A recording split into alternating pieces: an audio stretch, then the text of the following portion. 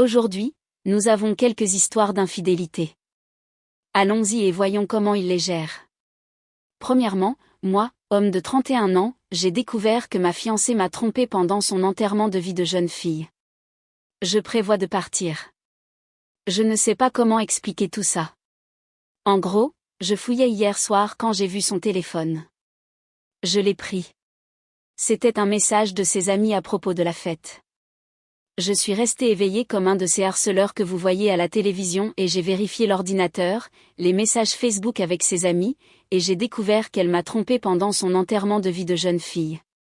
Par tromper, je ne veux pas dire qu'elle a eu un striptease ou quelque chose comme ça, avec lequel je serais d'accord. Je comprends que c'est un enterrement de vie de jeune fille. Mais elle a en fait fait une fellation au stripteaseur et a fini par rentrer chez elle avec un autre type ce soir-là.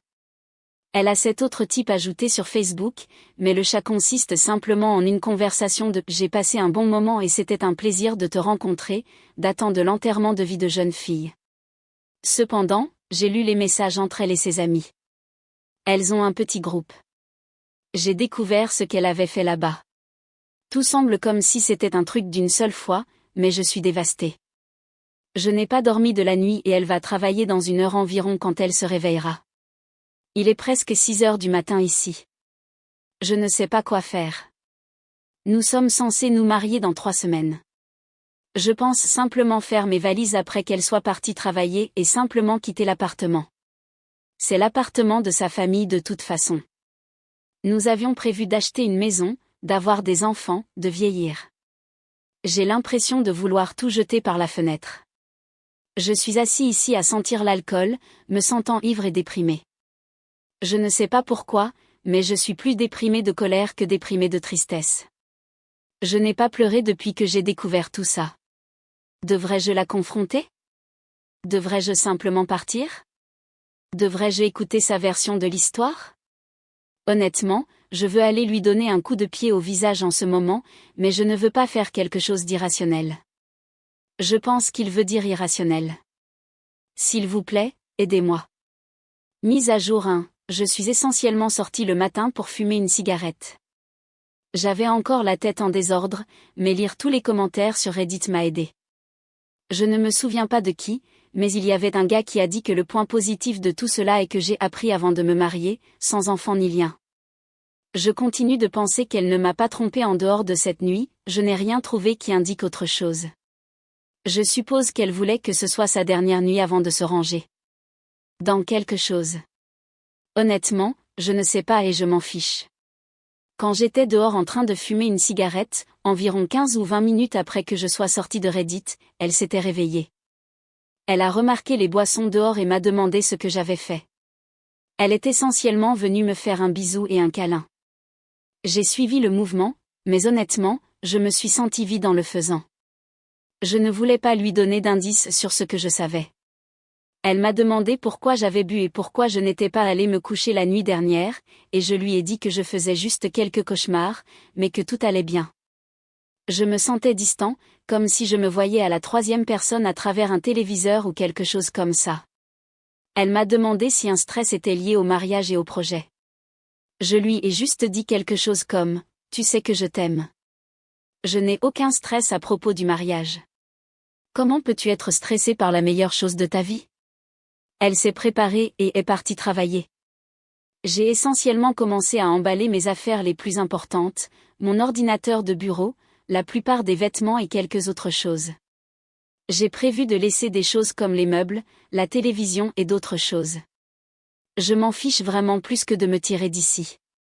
J'ai juste pris les choses les plus importantes pour moi pour ne pas avoir à revenir ici. Je m'en fiche si elle garde le reste. Au total, mes affaires totalisaient environ 3 ou 4 valises, je dirais, sans compter l'ordinateur de bureau. J'ai appelé et annulé l'endroit où nous étions censés célébrer le mariage. Apparemment, ils conservent 15% de l'argent pour avoir annulé si tôt parce que nous allions avoir un si grand événement. Je leur ai dit que ça allait. Je sais, je m'en fiche vraiment pour le moment. J'ai également enregistré des captures d'écran de tout et je les ai emportées avec moi. Vers 13 heures, j'ai appelé un taxi et je suis allé dans un hôtel à environ 100 km de ma ville. Je n'ai laissé aucune note ni photo à la maison, je suis simplement partie. Je prévois d'aller rester chez un ami très proche qui vit dans une ville à environ 300 km de distance, mais j'avais besoin d'un peu de temps seul à l'hôtel pour bien réfléchir aux choses et traiter ce qui s'est passé. Vers 15h30, mon téléphone a commencé à recevoir des appels de mon ex-fiancé. Vers 15h50, j'ai commencé à recevoir des appels et des messages de sa sœur, de ses amis, de ses parents, de mes parents et de certains de nos amis communs. La seule personne que j'ai rappelée était mon père et ma mère. J'ai beaucoup confiance en mes parents. En gros, je leur ai raconté une version plus douce de ce qui s'est passé. J'ai demandé à mon père de ne rien dire et j'ai aussi demandé à ma mère de ne rien dire. Je lui ai dit que c'était fini et que je ne me marierais plus. Je lui ai aussi dit de ne dire à personne ce que je leur avais dit. J'ai beaucoup confiance en eux, donc je suis sûre qu'ils ne diront rien. Je ne leur ai pas raconté exactement ce qui s'est passé, juste que j'ai découvert qu'elle ne m'était pas fidèle.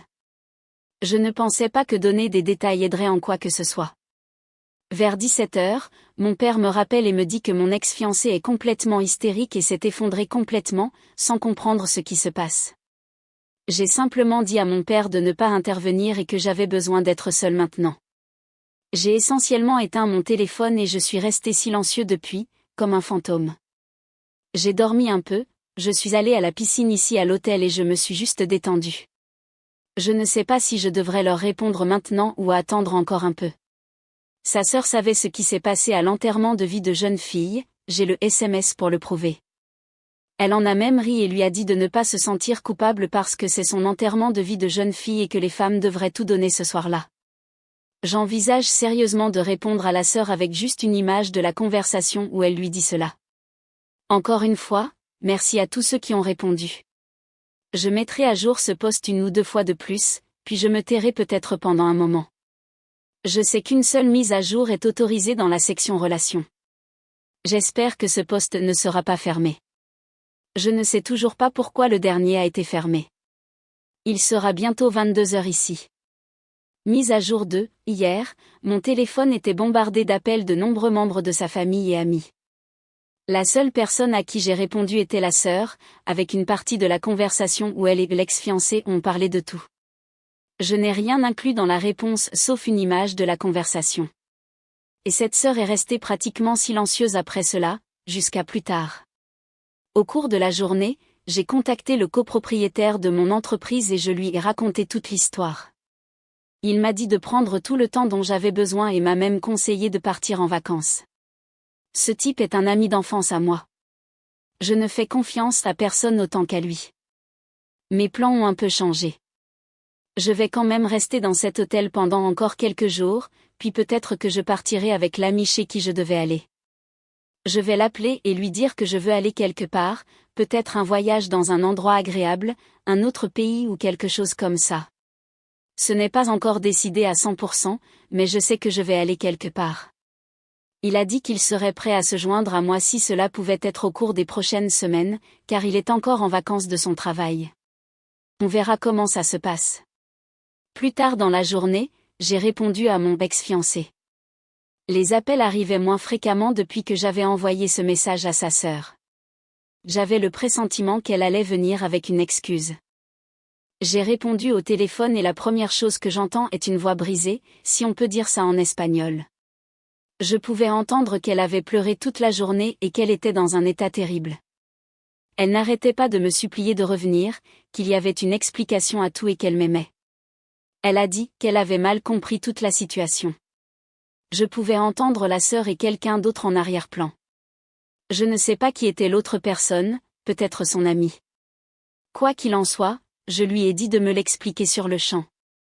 Elle a dit que comme je n'avais vu qu'une petite partie de la conversation, tout avait été un malentendu, que je devrais rentrer à la maison, qu'elle m'aimait et qu'elle avait pris une décision irrationnelle en partant sans raison valable. Pendant toute la conversation, je ne lui donnais que des réponses courtes et vides de manière froide, comme oui, ok, quoi, explique-moi. Après qu'elle m'ait dit que tout était un malentendu, je lui ai dit de me rappeler dans 10 minutes et de vérifier Messenger. Après avoir raccroché, je lui ai envoyé tout le journal de la conversation avec un tas de captures d'écran, pas toutes, mais la plupart des importantes. Il ne lui a pas fallu plus de 2 minutes pour rappeler, pleurant hystériquement, me demandant pardon pour tout, disant qu'elle préférait mourir plutôt que de me perdre. Elle a dit que ses amis et sa sœur l'avaient obligée à s'amuser une dernière fois, qu'elle avait besoin de libérer toute l'énergie avant d'entrer dans un mariage à vie. Je suis resté silencieux pendant la majeure partie du temps. Plus je ne parlais pas et disais seulement ok, plus elle pleurait. Elle a commencé à me dire que je pouvais coucher avec d'autres femmes si je voulais me venger d'elle, ou qu'elle raconterait à tout le monde ce qu'elle a fait pour que je revienne avec elle, qu'elle ferait n'importe quoi pour que je revienne et que c'était l'erreur de sa vie, et qu'elle détestait sa sœur et ses amis pour ça. Je lui ai dit que coucher avec d'autres femmes n'était pas quelque chose dont j'avais besoin, car au moment où je l'ai rencontrée et que j'ai commencé à l'aimer, elle était la seule femme dont j'avais besoin.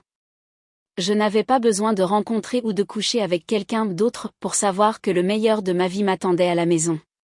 La sœur lui disait des choses en arrière-plan, mais je ne pouvais pas entendre. Je ne sais pas ce que la sœur lui disait, ou si elle se fâchait contre elle ou quelque chose comme ça.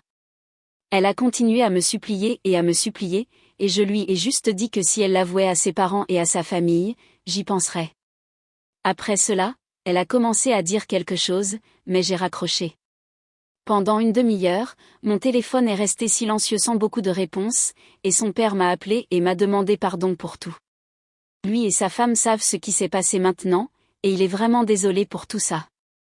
Il m'a dit qu'il comprenait ce que je ressentais et qu'il n'avait pas élevé sa fille pour qu'elle fasse ça. Il a dit qu'il comprenait si je ne voulais plus la revoir, mais que je serais toujours le bienvenu pour lui et que je suis un bon gars.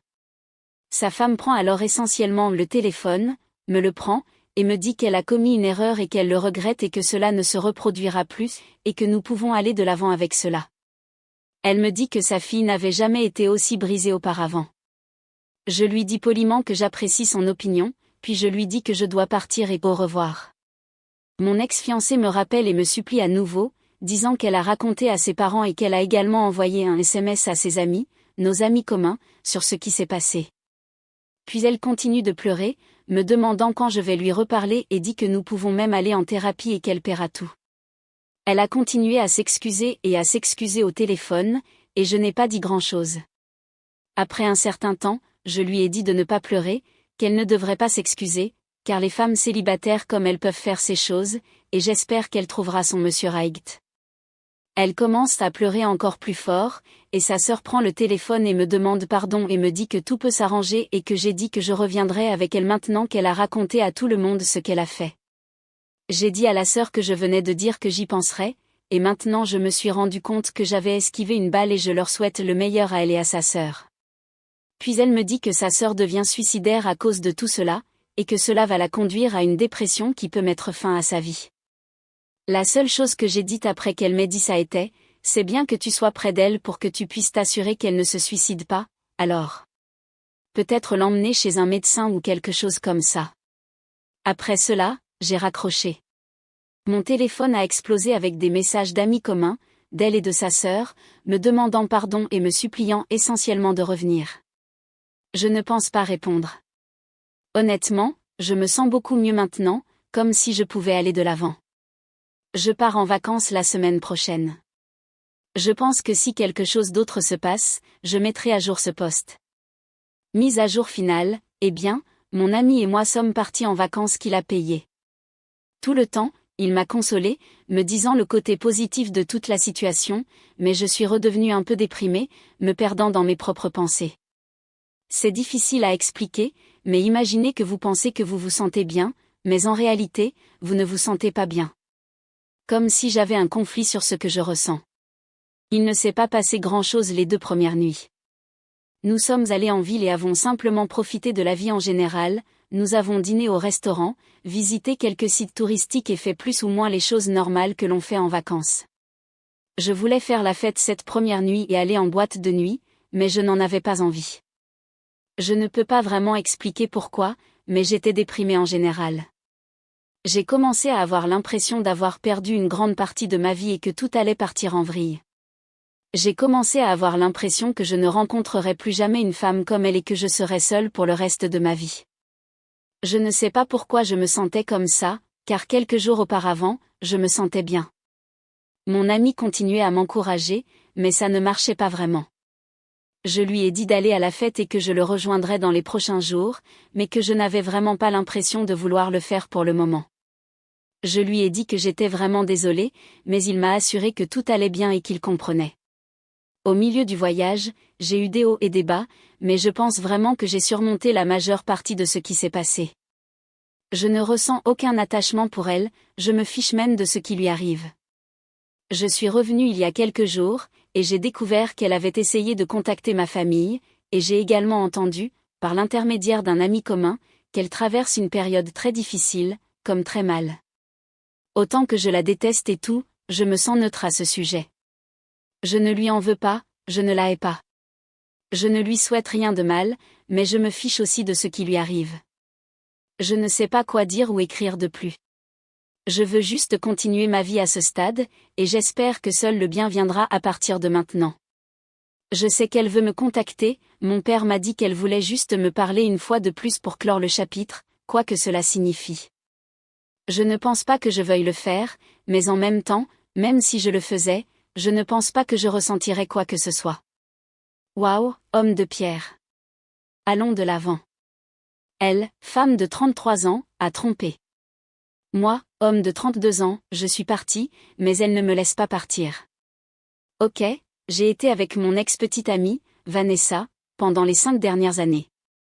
Nous nous sommes rencontrés à une convention de l'un de nos passe-temps et nous avons simplement commencé à parler du passe-temps lui-même, sans aucun autre objectif en tête.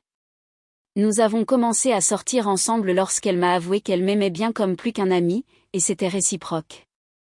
Je suis resté silencieux parce que je ne voulais pas gâcher l'amitié, et je ne m'attendais pas à ce qu'elle s'intéresse à moi. Nous sommes sortis ensemble pendant environ 2 ans de façon stable avant d'emménager ensemble. Nos familles se sont bien entendues, nos amis se sont mélangés et nous sommes tous devenus un grand cercle social mixte. Ce fut une surprise car nous venons tous les deux de milieux économiques très différents. J'ai été élevée dans une famille de la classe moyenne inférieure, Vanessa et ses amis et sa famille sont très riches. Tout a été génial pendant les 3 dernières années, sauf quand elle m'a trompée. Vanessa m'a trompée avec un mec au hasard. Je ne sais même pas pourquoi, et je ne me soucie pas de le savoir. Je l'ai découvert il y a un mois parce que j'ai pris son téléphone pour appeler un ami, car le mien ne fonctionnait pas à ce moment-là. La première chose que j'ai vue lorsque j'ai déverrouillé son téléphone était un message qui apparaissait sur la façon dont un mec aimait ce cul rebondissant sur lui la veille. Je vous épargnerai la confusion émotionnelle que j'ai traversée brièvement, et j'admettrai que j'ai simplement laissé le téléphone, je lui ai dit que je partais, sans dire pourquoi, et j'ai pu voir qu'elle était confuse que je parte comme ça. Je ne voulais tout simplement pas faire quelque chose que je regretterais parce que j'avais des problèmes de colère dans le passé, mais je les ai pour la plupart surmontés. Elle a probablement appris que j'avais vu le message, mais comme mon téléphone était toujours dans l'appartement, il n'y avait aucun moyen de me contacter. J'ai littéralement marché dans la ville pendant des heures jusqu'à ce que je sois tellement fatiguée que j'ai senti que je m'endormais debout. Je suis allée chez un ami, je suis restée avec lui pour la nuit et le lendemain, je suis allée à notre appartement et j'en ai parlé à Vanessa. Je lui ai dit que je n'allais pas être dans une relation avec une tricheuse, et c'était tout. Je ne lui ai pas demandé de détails, comment cela s'est passé, qui était exactement l'autre type. Je voulais juste m'éloigner de tout. Elle ne semblait pas disposée à me faire plaisir, pleurant hystériquement, se blâmant, se cognant la tête parce qu'elle était, et je cite, une stupide tricheuse, me suppliant de ne pas partir, qu'elle ferait n'importe quoi pour essayer de l'arranger. Tout cela m'a mis encore plus mal à l'aise avec elle, et il y a eu une scène devant notre appartement lorsque nos voisins sont sortis pour voir quel était le bruit. J'ai réussi à m'échapper, mais c'était inutilement compliqué avec du drame. Elle a pris la décision de coucher avec quelqu'un d'autre, j'ai pris la mienne de rompre parce que je ne veux pas être avec une tricheuse. J'ai réussi à emporter la plupart de mes affaires de l'appartement quand elle n'était pas là et j'espérais que ce serait tout. Mais si c'était le cas, je ne serais pas là maintenant. J'ai mentionné plus tôt que Vanessa et sa famille sont riches. Maintenant, elle utilise son argent, et je suppose celui de sa famille, et elle ne me donne pas un seul jour sans une sorte de rappel d'elle. Soit il m'envoie des cadeaux sur mon lieu de travail, soit il m'envoie des lettres par la poste, dans des colis, soit elle sort simplement avec l'un de ses amis quelque part où elle sait que je suis. Je n'ai aucune idée de comment elle le sait, et cela me rend paranoïaque parce que je continue de penser qu'elle pourrait avoir quelqu'un qui me suit, essayant de me faire parler avec elle. J'ai essayé de parler à la police locale de l'affaire, mais ils m'ont dit, sans ambages, que sa famille s'assurerait que rien ne soit fait à ce sujet. Félicitations aux flics pour son honnêteté à ce sujet, mais ils pourraient faire leur travail à la place. Je veux guérir. Je veux passer à autre chose, mais elle ne me laisse pas, et je n'ai pas assez d'argent pour déménager ailleurs. Je l'ai déjà bloquée ou ignorée sur tous les réseaux sociaux possibles, mais curieusement, elle n'essaie pas de me contacter par leur intermédiaire de toute façon. Les amis, d'un autre côté. Chaque ami qu'elle a, et elle en a beaucoup, m'a demandé de la rencontrer, de l'écouter ou quelque chose comme ça, mais j'en suis tellement fatiguée. J'en ai marre de cette merde. Je veux juste que ça se termine. Je ne veux pas l'entendre parler. Je ne veux pas la voir. Cela ne me fera aucun bien. Comment puis-je surmonter quelqu'un qui ne me laisse pas et qui a absolument le temps et l'argent pour continuer à le faire indéfiniment? Est-ce que je lui donne cette réunion qu'elle veut de moi? Est-ce que cela aiderait même? Je ne suis pas américain ni d'aucun autre pays du premier monde, donc je n'ai pratiquement aucun recours légal. Mise à jour, j'ai fini par organiser une rencontre avec la mère de mon ex, que j'avais mentionnée dans l'une de mes publications lorsque je répondais aux gens à propos de toute cette affaire. C'était environ une semaine après avoir fait ma publication précédente. Elle savait pourquoi nous avions rompu et a pleinement soutenu ma décision de rompre avec sa fille. Voir à quel point j'avais mal m'a beaucoup touchée. Et je suppose que je n'ai jamais vraiment apprécié que sa mère soit si gentille avec moi pendant que nous étions ensemble. Je lui ai expliqué ce qui se passait depuis la rupture. Elle savait seulement que mon ex essayait de revenir avec moi, mais elle ne savait pas qu'elle se présentait partout où j'allais, que ses amis me harcelaient ou qu'il m'envoyait constamment des lettres et des cadeaux. J'étais sur le point de pleurer à cause du grand soutien qu'elle m'a montré à ce moment-là. À un moment donné, elle m'a même serré dans ses bras et m'a embrassé sur la tête comme si j'étais un petit enfant à nouveau. Je me suis senti à la fois gêné et reconnaissant. Je voulais juste de l'espace et du temps pour me remettre de cette merde, et je pense qu'elle a compris. En fin de compte, après avoir mis tout cela au grand jour, elle m'a promis qu'elle remettrait sa fille à sa place, qu'elle me laisserait tranquille et qu'elle cesserait de me harceler. Nous avons parlé un peu plus après cela, mais chacun est parti de son côté peu de temps après. Le harcèlement excessif a continué pendant un jour ou deux, puis s'est complètement arrêté. Ni message, ni appel, ni apparition soudaine là où je traînais, ni rien. 3 semaines plus tard, et toujours rien d'elle jusqu'à présent. Cela a été une bénédiction. C'est comme si un grand poids avait été enlevé.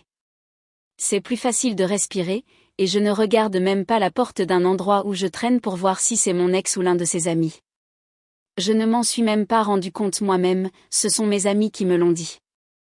Alors oui, c'est 1000 fois mieux qu'avant. J'ai parlé à la mère de mon ex une fois de plus au téléphone, et je l'ai remerciée pour ce qu'elle a fait avec sa fille, et elle a dit que c'était le moins qu'elle puisse faire.